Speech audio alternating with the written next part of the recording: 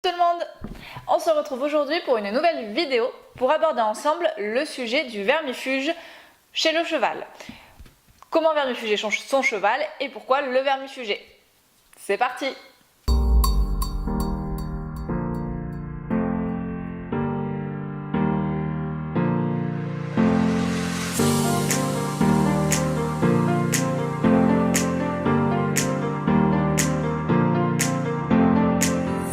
Plutôt l'inverse, pourquoi faut-il vermifuger son cheval?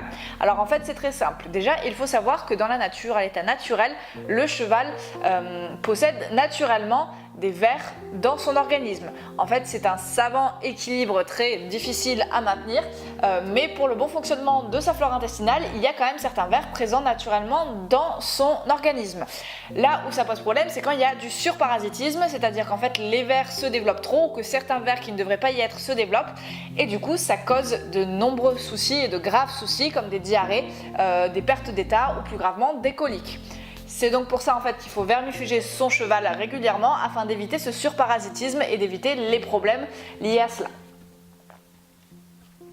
Comment vermifuger son cheval? Alors en l'état c'est pas bien compliqué. Déjà au niveau de la fréquence, généralement on observe, alors le minimum ce serait 2 fois par an, grand minimum, et plus généralement on observe en moyenne 4 fois par an, c'est-à-dire au changement de saison.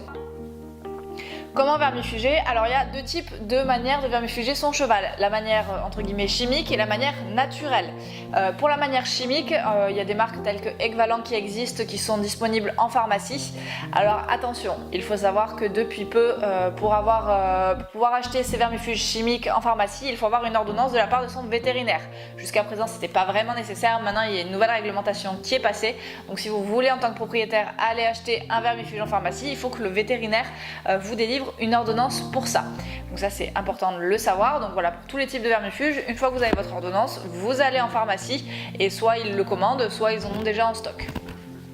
Pour les vermifuges naturels, il n'y a pas besoin d'ordonnance, vous pouvez en trouver en ligne. Alors il faut bien évidemment être certain des sites qui vous vendent cette typologie de vermifuge, parce qu'on va quand même injecter quelque chose à notre cheval, donc il faut faire attention aux composantes, vérifier que c'est quelque chose qui n'est pas néfaste au cheval et qui lui est même bénéfique.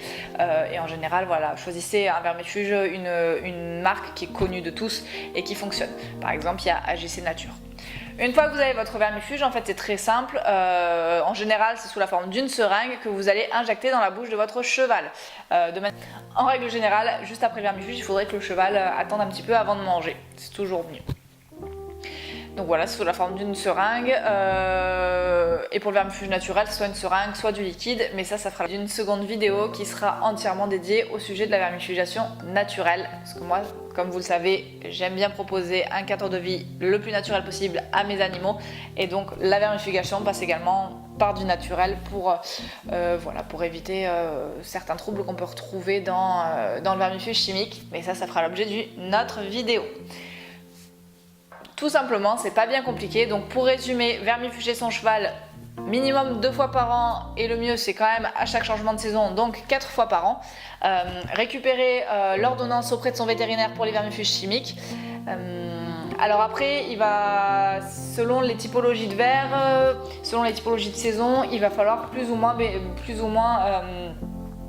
privilégier un vermifuge au détriment d'un autre. Il y a des marques en fait qui couvrent l'ensemble de la vermifugation, et il y a des marques qui couvrent que une spécificité de vers. Donc ça, le mieux c'est de toujours voir avec son vétérinaire ou avec le pharmacien pour être sûr de prodiguer à votre cheval le meilleur vermifuge qui soit. Également, il convient d'alterner les marques pour éviter que le corps ne s'habitue et que les vers du coup deviennent résistants à ce que vous allez donner à votre cheval.